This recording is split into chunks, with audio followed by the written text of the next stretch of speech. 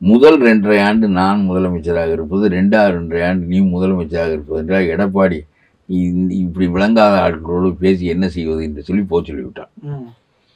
அதனுடைய விளைவு தன்னந்தனியாக நின்றார். இப்பொழுது இவருக்கு தான் கட்டிக்க பொம்பளை இல்லையே, நம்ம போய் கட்டிக்குவோம்னு பிஜேபி வந்துச்சு. சரி, அவன் எப்படி வர்றான்னா ஒரு கருத்து ஏற்படுத்துகிறாள். கையை முறுக்கினார்கள். என்ன கையை முறுக்கினார்கள்? உன்னுடைய கையை முறுக்குவதற்கே நீ யோசிக்கவில்லையே. 7 மந்திரி உள்ளே இருக்கிறான், 7 மந்திரி கடும் தண்டனைக்கு தயாராக இருக்கிறான். நீ அது உன்னை என்ன இந்த சட்டம் செய்து விடுகிறது? இந்த சட்டத்தின் தன்மை உனக்கு தெரியாதா? இல்லை யாருக்கு தெரியாதா?